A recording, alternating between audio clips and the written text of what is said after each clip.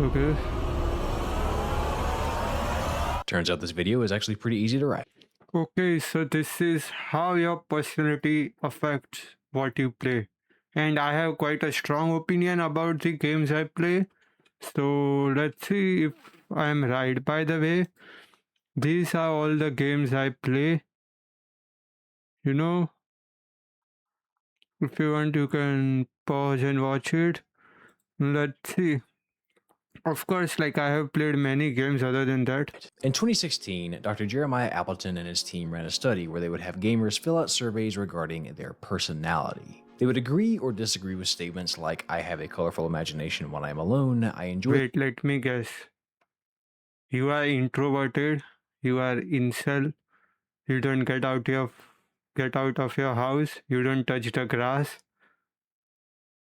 Is that it? And you have no girlfriend. the company of others, I worry I am not accomplishing enough, or I feel the need to win even if it hurts someone else's feelings, etc., etc. All statements you can feel free to answer quietly to yourself if you like. Dr. Appleton then had the subjects report what video game genres they enjoyed the most. And in most cases, subjects that typically enjoyed JRPGs had more quiet, reserved personalities and often had serious doubts as to whether they had made the right decision or done the right thing in games and in life. Those that typically enjoyed platformers and more fast-paced games like Doom often had a strong tendency to be critical of themselves. Fans of puzzle games like Tetris or Hue prefer a certain amount of change and variety in their everyday lives, and become dissatisfied when governed by restrictions and limitations. The same goes for fans of Minecraft and other open-world sandbox games who also specifically have personalities that lend themselves to a great need for other people to like and admire them.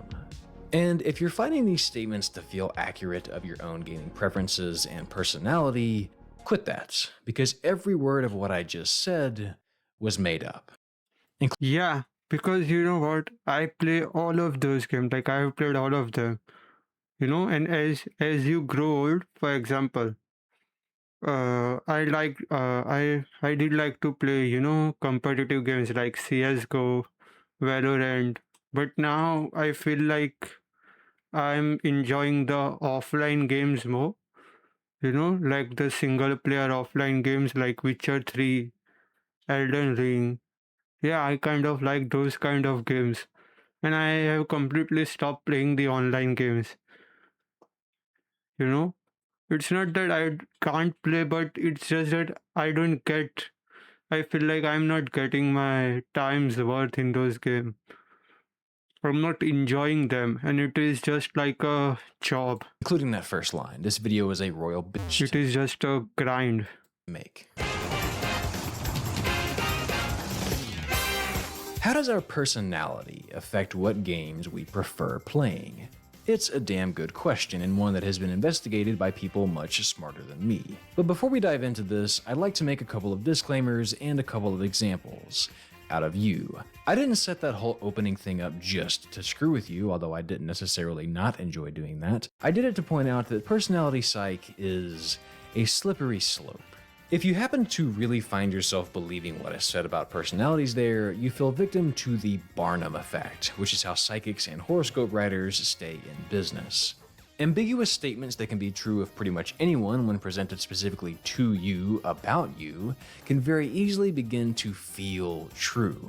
Pair that with a little bit of confirmation bias, and suddenly everything we talk about today may lead you to believe that you are an incredibly creative person just because you put more hours into Persona 5 than your entire undergrad degree. I'm not judging, that's a self-burn, but I just want you to be aware. Watch your footing on this video and take it with a grain of salt. Yeah, I feel like people get too attached to their games, Like, I have some of my friends that play Genshin, and whenever I talk shit about the game, it's like they are taking it way too personally. You know what I'm saying? And even with the Souls community, there is a thing like that. Like games with swords, There was this meme where I like to play games with swords and guns. You know, I'm well, I mean, what else do you have to play in games? But still, they kind of take it personally. Let me know what you feel about it. I feel like the MMORPG players are kind of the worst ones. And the MOBA players, like League of Legends players, are the worst. Second worst are the MMORPG players. Salt. Alright, enough disclaimers. Let's dive into the tremendously fascinating world of personality. One more thing though, sorry. You should know that personality is not the most rock solid field in Psych. Yeah. There are measures developed to try and capture our personalities, but between the changing of age and the changing of culture around us, who we are is ever shifting. Also, most research tends to be correlational, so what we're talking about today is tendencies and a snapshot of what we think we know, not laws. So again, grain of salt, and its intersection with game preference. If I asked you to give me a breakdown of your favorite types of games to play, you'd probably start by telling me some genres. You might even rattle off some titles. You put a lot of time into Ghost Runner. Maybe you get cheap thrills and fast-paced games like that in Mirror's Edge. Oh, you and I your don't friends are like still that playing kind of Animal game. Crossing. That's I respect it. You Not might enjoy the this one. sensation of dunking on your friends, or maybe your dreams are just a little bit too peaceful and you like to go out of your way to ruin that Yeah, whole thing. I kind Maybe of you like tell me this, you like okay. getting absorbed in a story like something seen in Xenoblade or Tsushima. Maybe Yeah. your pants get tighter when you shave off a few seconds of your Portal speedrun, or when you finally unlock that last support for Dorothea. A fellow fan of the opera, I see. No matter your personal syllabus of titles or ways to play said titles, we can measure genre preference. But if I asked you to give me a breakdown of your personality, you'd probably talk in more circles than your buddy trying to get you to invest in Dogecoin. It's hard to get a true read. Wait, how old is this video? Oh, damn. This is a 5-year-old video. That is why he's talking about Dogecoin. Imagine we all could have told him not to do so, or when to do so, if he wanted to make profit. On personality, but psychologists have come up with a few methods. And the one we'll be using today is the Big 5 personality traits developed by Lewis Goldberg. The Big 5 traits are sort of the most accepted, replicable, and used measure in the world of Psych today, and each trait essentially works on a sliding scale, with most people falling somewhere in the middle. Generally, personalities don't sit at the extremes, just closer to one end. Remember, we're ever changing. We'll dive more deeply into each individual trait as we get to some of the bigger points of the video, but just as an example, openness, to wildly oversimplify it, refers to our willingness and desire to seek out/think about new things. People with high openness tend to be very creative, enjoy trying new things, are extremely curious, and are happy with change. Those with low openness despise change. You won't catch them rearranging their room or changing their schedule much. They don't like new, and they don't like abstract ideas. Conscientiousness sort of deals with how organized you are. Do you You know, pay attention I kind of, I'm like a bit of a both. Like, I don't like to change my room at all. Like, I just like how the things are, and I don't like change that much. But I am open to new ideas. Like, I want to have a mental development, improve my body, build some muscles, like those kind of things. Maybe go out more, but I don't like to change the things that I do daily. For example, I won't like to experiment with a new type of a tea or coffee. You know what I'm saying? Or I don't want to change a thing that works. I just want, maybe I'll experiment a bit, but I won't do it physically. Like, are you getting me? I like the things the way are if they are good enough, but mentally and physically, I'm open to the change. to detail and strategize, or act on a whim? Agreeableness refers to our interest in others. Are we empathetic and helpful, No. or are we self-serving and oblivious to Yeah, others? that is me. Neuroticism I'm deals kidding. with emotional stability and how you handle stress, and I think you're already familiar with extroversion. At our core, we all land somewhere on each of these 5 Yeah. scales. Maybe you're pretty low on the extroversion scale, but you are highly agreeable, so you really empathize with people, therefore you might enjoy a good emotional story, but don't care much for partaking in real-world human interaction. As an introvert, I can relate to you. Maybe you're highly conscientious, so you love games where you plan ahead and strategize, but due to your neuroticism, you often get stressed when you have to make a tough decision. Maybe you over-prepare for that mission or get choice paralysis when trying to decide on an outfit or a skill. This is all my speculation, by the way. I'm just trying to give you an idea of how your personality might affect how you approach titles. Luckily, though, we don't have to speculate much. There has been some remarkable work done here by one Dr. Nick Yee of Quantic Foundry. In 2015, Yee and his team gathered data from over 140,000 gamers using their homegrown gamer motivation profile, which you can still take now if you like. Wait a minute. Homegrown gamer. Damn. How did they get 140K gamers out of their houses? This should be like this is bigger than World War III. His team gathered data from over 140,000 gamers using their homegrown gamer motivation profile, which you can still take now if you like, and I recommend you do at some point. It's really eye-opening and fun. Link in the description. Pop it open in a new tab and take it after you finish this. From this data, they found that gamers typically play due to a combination of any of these 12 motivations. You might play to stretch your creative muscles, you might play to get wrapped up in a story or to feel like you're someone else. Some folks do it for the challenge, some folks do it for the power trip, many of you crave the community and the competition, and some of us just like to blow shit up. Likely though, we are all some combination. I don't think it has the main reason. The main reason people play game is to escape reality. You are getting it? Like, we don't want to live in this world, that is why we play games. That is the only reason. Because gaming is the only thing that can give you that immersion that movies don't. Like, if when you watch a 2-hour movie or a Netflix series or show, you are watching it, but you back in your mind are still like you have to go back to the real world. Like you have to close that stuff. But when you are actually playing the game, you are the character. Like that kind of immersion is impossible to create. That is why we like games more. Because we just hate the real world. Do it for the challenge, some folks do it for the power trip, many of you crave the community and the competition, and some of us just like to blow shit up.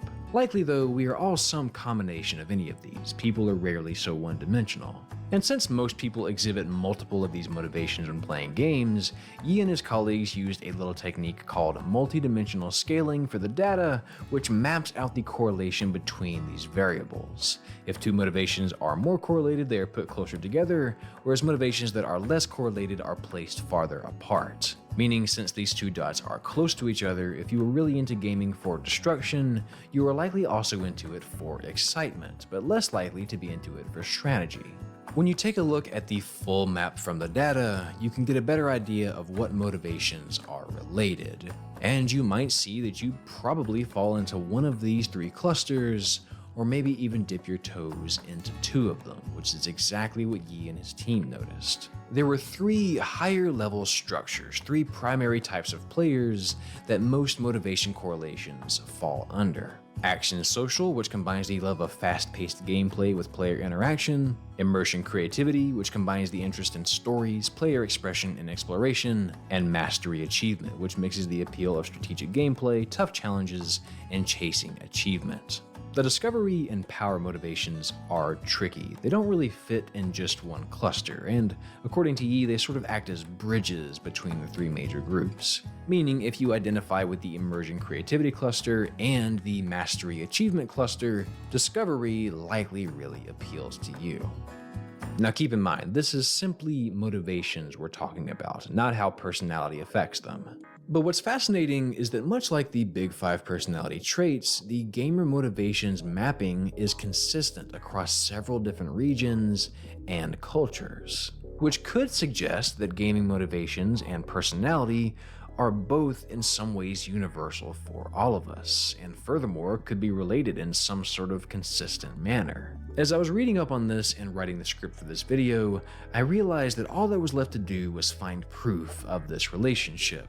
And as I embarked on this noble quest into the sweaty migraine-inducing DMV that is Google Scholar and try to find some research that could connect the two, I was surprised to find that Dr. Yi had already broken ground on that research, making my job a lot easier. God bless this man.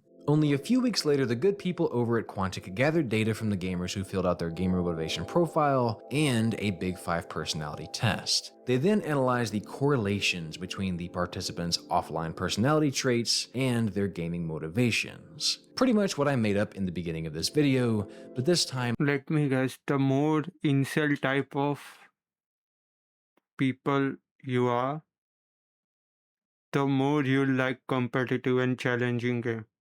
Am I right? You know? Because here is the thing. If you are if you are an adult, right? If you are an adult, you have to get out of your house. You know what I'm saying? Like you will have to do a job that is, even if it is a remote job, you'll have to communicate with others. And when you do that, you won't enjoy the competitive games as much. Like that is just a fact. Unless you are a competitive player. But okay, I don't mean as an insult, but I mean as a person that stays inside his house and plays game. I'm not juicing your kiwis, Connor. They actually did this and did it correctly. And what they found was statistically significant correlations, meaningful connections that, based on the sample size, did not happen by chance. They stumbled upon the invisible strings that connect who we are to the experiences we love. The action social cluster, which contains the high motivations of excitement, competition, and community, were largely connected to high levels of extroversion. Now, extroversion is usually characterized by people as being outgoing or being good around others, but research supports that it's more accurately characterized by excitability, emotional expressiveness, cravings of excitement, and gaining energy in social situations. Not necessarily being good in them, but gaining something from it. You know what type of guy I am? Like I am too extrovert for an introvert, and like whenever there is a group of introvert people, I will be like the one talking the most. And if I ever go and interact in a group that is full of extrovert, I will be the one that doesn't talk at all. You know why? Because here is the thing. I have realized that extroverted people usually talk more about the topics that are general, like be it football or be it the general politics news or something like that. They talk about the topics that are more widely known, but the introverted people talk about the things that are very niche or that are a level deeper than most people think. You know what I'm saying? Like they will always say something that will, for example, I they will always say something that will, go in the nerves and brains of the extroverted and they'll feel offended. Like whenever you put an introvert in an extroverted group, he is about to make a statement that will offend everyone. That is how I feel. I may be wrong, I may be right, but it is what I have seen. Even if it's simply competition or attention. Consider this. You don't have to like people to be an extrovert, and yet you may still Yeah. gain something from being around them.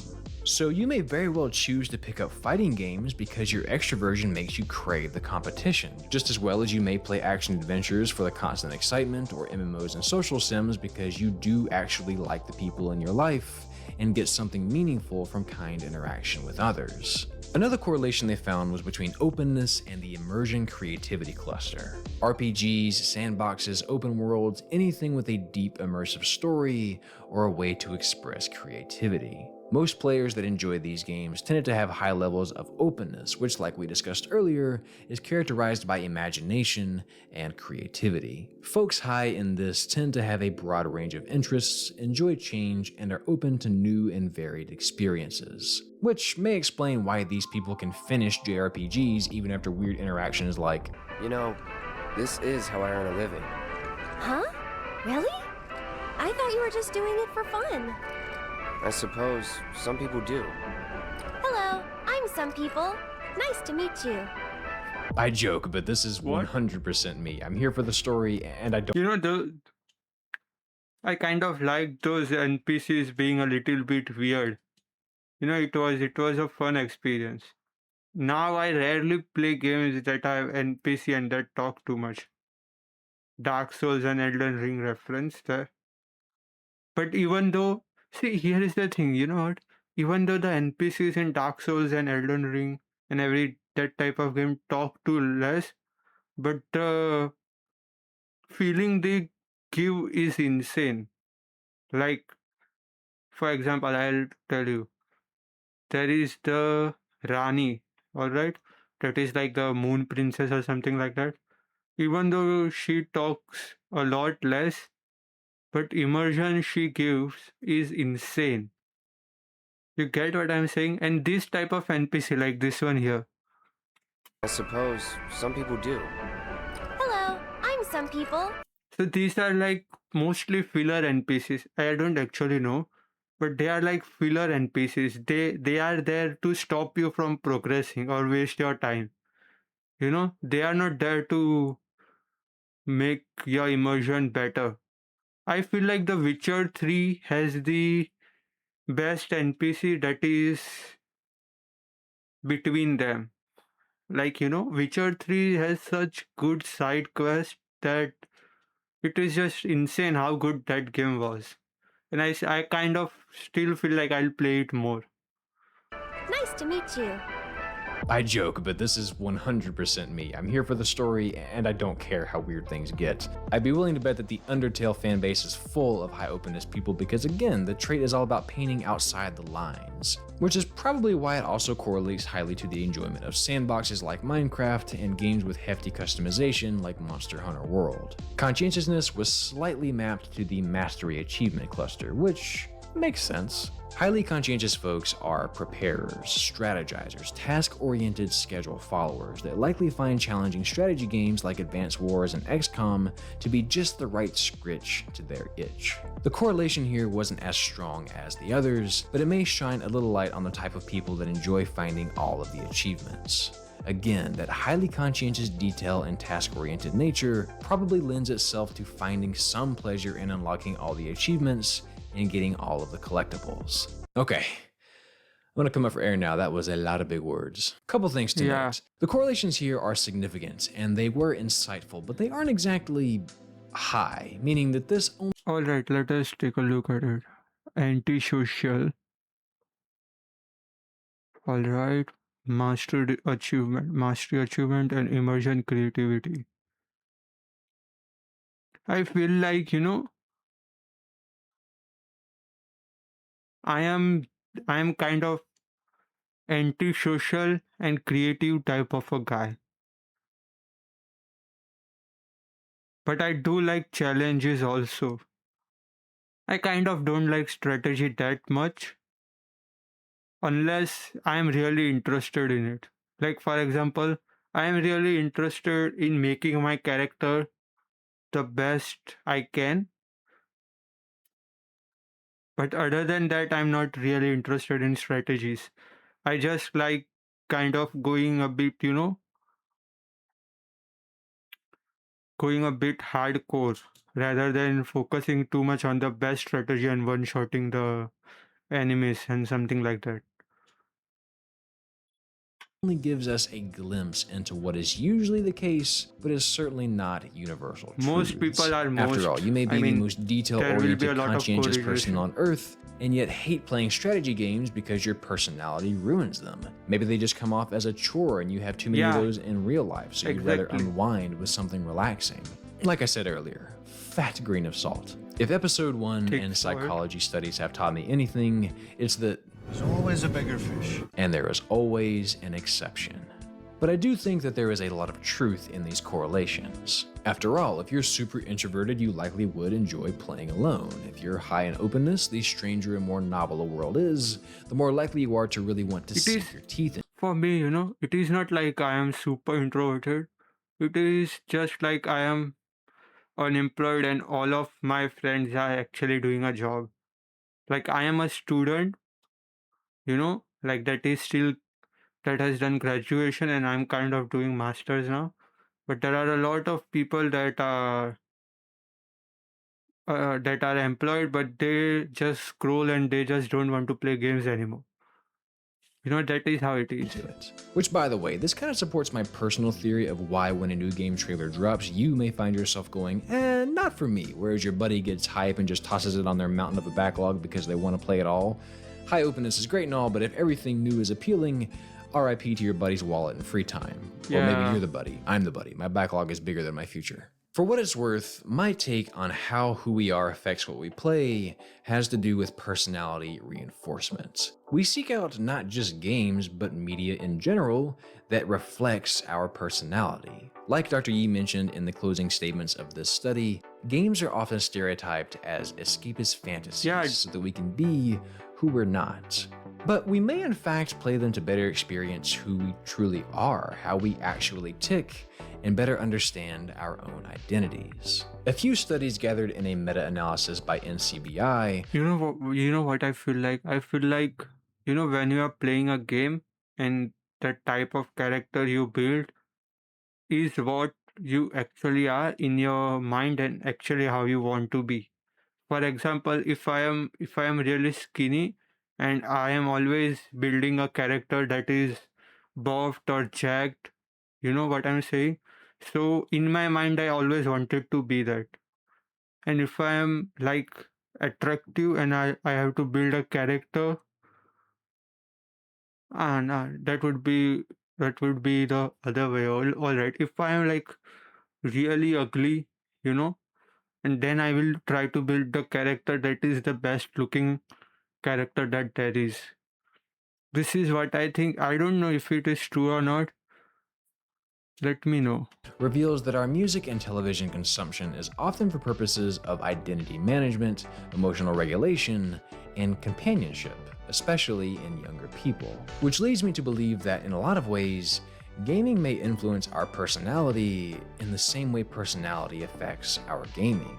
Personality may in fact be the original spark that triggers our interest, but I think over time they act upon each other back and forth. Games may serve as a mirror that reveals what we do and don't enjoy, and what we do and don't identify with, which, especially in our earlier years, might structure who we are. Personality often runs into the nature versus nurture debate, which is almost always both when it comes to most psychology topics. Genetics certainly plays a part in personality, as has been shown in studies with twins. In fact, based on this twin study, genetic influence on the big five traits were all estimated to be around 50%, which means that personality is likely half formed by our genes and half by our experiences.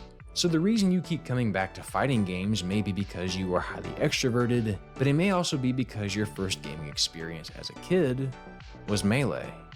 It may not be as black and wait. Or you are just introverted and you want to be really strong. That can also be a case. white as your personality affecting what you play. It may go both ways. A couple of stray thoughts before we pull this video out of the oven. Age is also a huge factor. Some research presented in 2003 suggests that as we age, our personality I'm shifts. getting older. Conscientiousness See, my hairs are and going agreeableness white. tends to go up through your 20s, and openness tends to decline. Meaning for a lot of people, you really may find yourself narrowing these genres you play. Maybe not everything new will be quite as appealing. Which I think kind of supports the whole notion of identity management and formation in your early years, though I could just be seeing what I want to see with that. There are also other models of gaming motivations than Yi's that you might want to consider. Bartle's player types, for example, plots you as one of 4 different player types, depending on if you tend to be more interested in the world versus other players and acting upon those things or interacting with them. Jason Vanderberg's Domains of Play model may also be worth checking out. Ultimately, it is extremely difficult to pin down just what exactly the relationship between our personalities and our game preferences is. It could be something we just can't quite grasp yet, and the research I've gathered for you today only reveals the tip of the iceberg. Then again, it could all be white noise, grasping at the wind. Small tendencies that reveal more about what we think is true than what is actually the case. And like But what a it lot of these things are a big generalization. Like before I went to the gym, I thought always like the gym people will talk to me more, they will interact, and it will be like a social group. All of the people would keep talking to each other. But what I saw was, there are a lot of introverts in the gym too. So like in the big public places, there will be introverts that are just doing their stuff. Like for myself, I was an introvert, and when I went to the gym, I was I was like so stressed the first day I went there. Firstly, I was nervous what to do. I had no idea. And secondly, I just didn't want to talk with anyone. So like then as the days went by, I realized that I don't really have to talk to anyone at all. But then I started talking, you know, a little bit. Certainly is delicious food for thought. If you take away anything from this video, know that there is no right or wrong personality type, just like there is no right or wrong game preference. We're all different and all seek what fulfills us. Above all, I hope that this research encourages you to make a diligent effort to understand your personality and not try to correct it. It's often said that you should just be yourself, but I know from experience that's not such a simple task.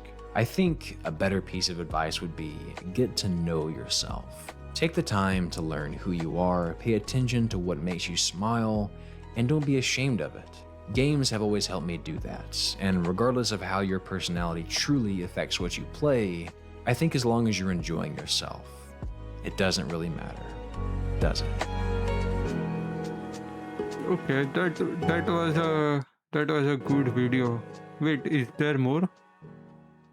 Howdy, partner. Thank you so much for watching today. You could have watched any video in the world, but you're here with me, and I appreciate that. Yeah. I hope you got something of value out of this. And hey, if you want more videos on personality, like how it might affect your Like this was a good video, even though it was old.